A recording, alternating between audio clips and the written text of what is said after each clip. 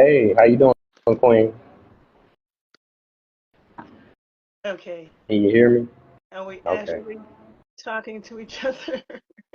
Yeah, yeah. We had a few Yay. technical difficulties. Yay.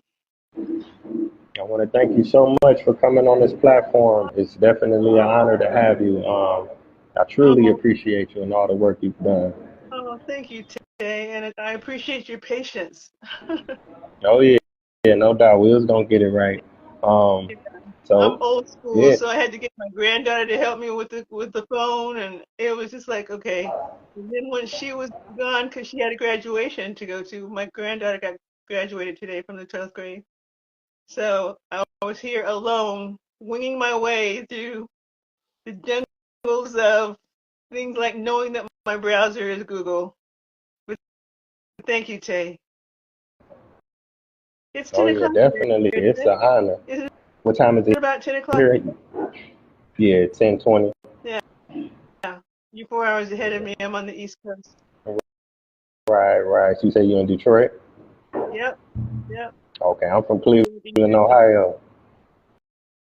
Ohio? Yeah, yeah, Cleveland, Cleveland. right? hmm Okay. I have friends in Ohio. Right, right. So for the viewers who may not recognize you, let them know what your name is and definitely where you're from. Um, well, my name is Jackie Brown.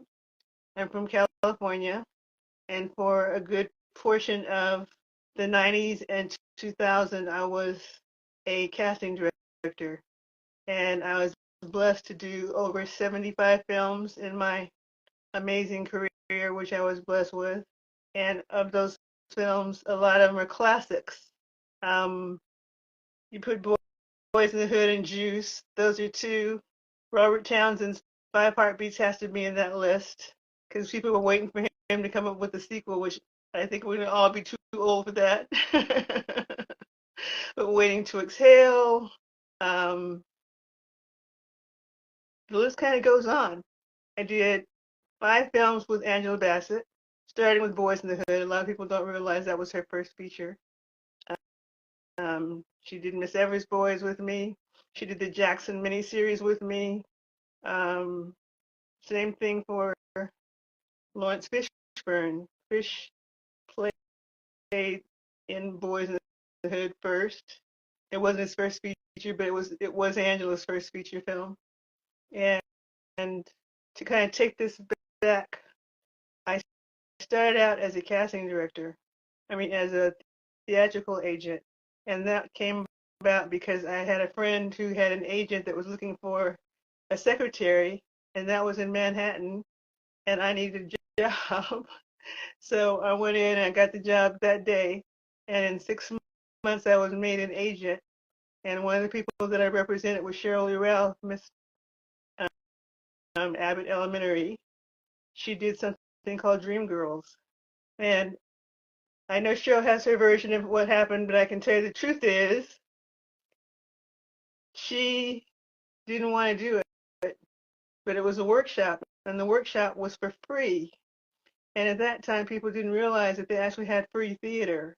And I convinced her to do it after about 3 times because Michael Bennett and Michael Peters, who did Chorus Line and a bunch of other big Broadway shows later, um, were two choreographer and director of the workshop. And we did it at the public theater. I went with her down for the first few times that she had to meet. And Loretta Devine didn't come in until just before it went to Broadway. But long story short, she played Dita, the role that Beyonce played in the film, and the rest is all history. Cheryl's been on the cover of this magazine and that magazine and just working like crazy, and one of the stars of Abbott Elementary. And as far as Boys in the Hood, um, John Singleton called me because I had just done something called Stand and Deliver, which was like a Latino Boys in the Hood. And he was very impressed with what happened and what he heard about the film because he hadn't seen it yet. And then he saw it and was really, really impressed and said, I think you should do this because I told him that I thought that he should find real people and not actors to play the gangs and all the people that were supposed to be real people. And that turned out to work. Um, Cuba Gooding Jr. was a senior at North Hollywood High, and he came in and auditioned for me. And at the time, I wasn't sure if he could do, because he had done a bunch of comedies, if he could do drama. And he pulled it off, which, you know, it all stands and bear witness. And, and Nia Long and Morris Chestnut and, and who else? Hmm. They had all come in as novices and hadn't done anything. Nia has this wonderful story that she tells about how her agent got her the script, and she said, I don't want to do a film what the white boy wrote. It's like John Singleton was not letting that script out.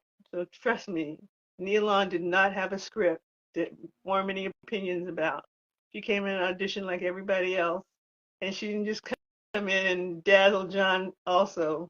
You know, it's like this is giving me an opportunity to like talk about the truth about stuff. Stephanie Elaine said that she cast it. Lulu said that she cast the film. Like, what was I doing? Stephanie Elaine never showed up in that office.